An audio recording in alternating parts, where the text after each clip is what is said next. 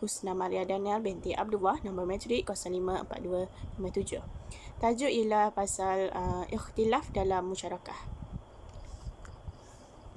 Mukadimahnya ialah masalah perkongsian ni, musyarakah ni berlaku dalam pewarisan harta.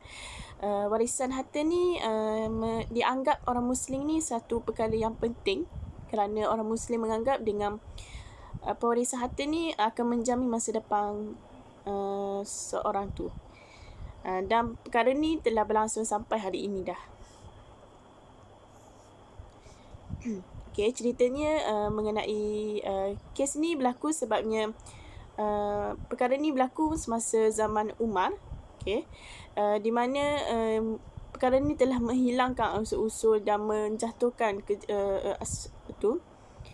menjatuhkan kerabat masa kejatuhan, dan masa tu kes ni berlarutan sampai berlaku penyatuan saudara-saudara, berlaku saudara dengan ibu, adik-beradik, ayah dan ibu.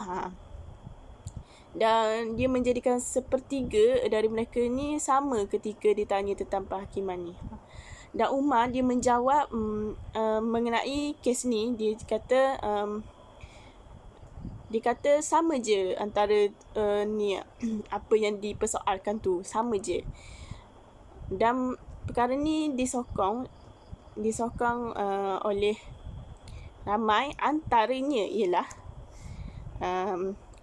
Osman bin Affan, Zaid bin Sabit, Ibnu Mas'ud, Wahirham, dan termasuk juga Imam Syafi'i dan Malik pun menyokong dengan jawapan Umar ni. Ada yang menentang seperti Ali bin Abi Talib, Ubay bin Ka'ab, Abu Musa Al-Asy'ari, dan riwayat daripada Ibnu Abbas, mazhab dari Abi Hanafiyah dan Ahmad. Dia menentang jawapan tu. Okey, apa yang ditentangnya ialah perkara ni mengenai ada seorang sahabat bertanya, "Ya Amirul Mukminin,"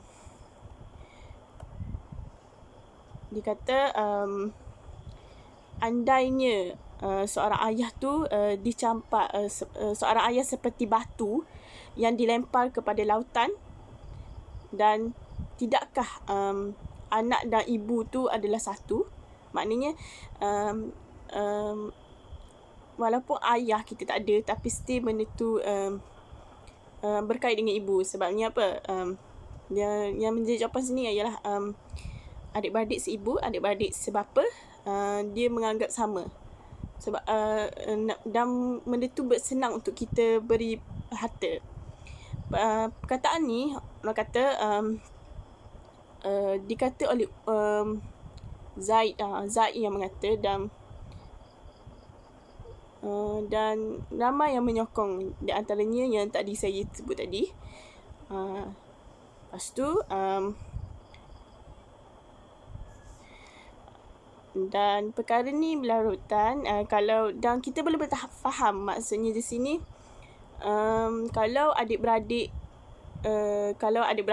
macam asabah tunggal, dia akan mendapat semua harta dia. Tapi kalau asabah yang mempunyai kadar tetap, dia akan memilih kadar tetap dulu, baru asabah dapat. So dekat sini boleh nampak kalau kita kira-kira harta kita tu ada yang lebih, asabah dapat. Tapi kalau tak lebih, ditinggalkan. Benda ni disokong lah. Okay.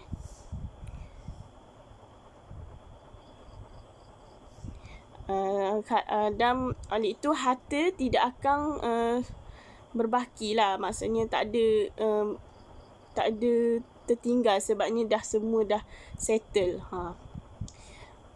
Dan Khalifah Umar bin Al-Khattab dalam pengadilannya telah menyebutkan tadi, dan ramai yang menyokong, walaupun ada bantahan, tapi sama dia balance 50-50. Lepas tu keputusan ni Umar dia setuju dan diguna oleh Syafi'i Dan kerana apa? Kerana keputusan ni logik dan adil menurut Imam Syafi'i. Dan perkara ni orang panggil al-Yamiyah ataupun al-Hijariyah. Kerana apa? Kerana yang bahasan tu yang mengatakan andainya seorang ayah tu seperti batu dan dilemparkan ke laut, tidakkah seorang adik-beradik dan ibu itu satu?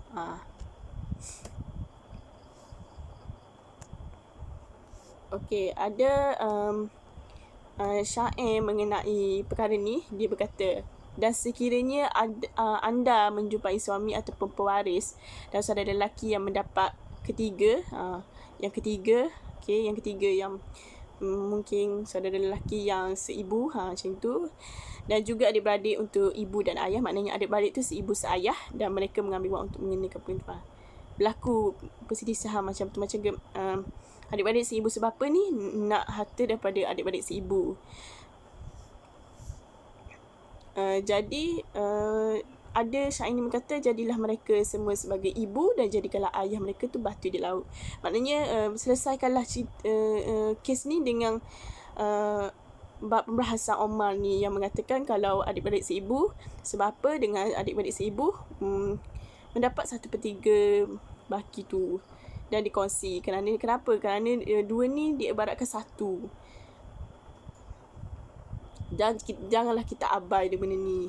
Maksudnya. Okey. Al-Musyarikah ni ialah perkongsian pusaka. Dan ada juga orang kata Al-Musyarakat. Ada orang kata Al-Mutasyarikah. Okey. Apa maksud dengan 3 makna ni yang dibahaskan? Maknanya ialah dalam bahasa Arab perkongsian pusaka yang disebutkan, kan? Okey. Tapi maksud dia apa? Perkongsian pusaka yang bermaksud perkongsian kadar tetap 1/3 antara beberapa adik-beradik lelaki seibu sebapa dan beberapa adik-beradik lelaki seibu. Itu maksud dia. Yang kita bahas tadi tu, rupanya itulah maksud dia. Okey. Okey, apa masalah dia untuk kita lebih jelas lagi? Mana tahu tadi cerita tak jelas ke kan?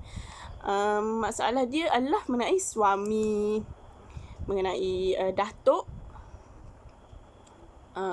mengenai yang tadi tu, mengenai asobah, mengenai suami, adik-beradik seibu, dan benda yang kita sebut tadi tu, 4 tu.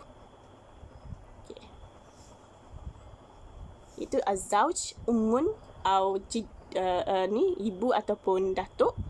Lepas tu ada untuk adik-beradik seibu, yang menjadi persoalan tu. Dan ada juga asobah yang menjadi persoalan juga, sebabnya adakah berlaku asobah yang mempunyai kadar tetap. Bila ada mempunyai kadar tetap kan, kita kena melebihkan kadar tetap daripada asobah. So bila ada balance dia dapat, kalau tak ada balance dia jadi gugur, jadi tertinggal, maknanya asobah gugur kan. Okey, kaedah dia memberi suami tu 1/2 dan ibu mendapat 1/6, dan adik-beradik seibu dapat 1/3, dan adik-beradik adik-beradik lelaki mendapat asobah, dan kawan ini alal ma'rufah, kaedah yang disuruh kan.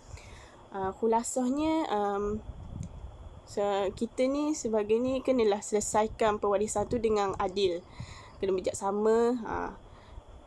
Saya ringkaskan saja, macam itulah, kita kena biar bijak agar benda ni tidak akan dipersoal di kemudian hari. Okey, rujukan saya melalui ni Ma'na al-Qatan Tarikh Tashri' al-Islami, dan melalui Fiqh Manhaj alal Mazhab Imam Syafi'i. Wallahu alam, itu sahaja dari saya. Jazakallahu khairah.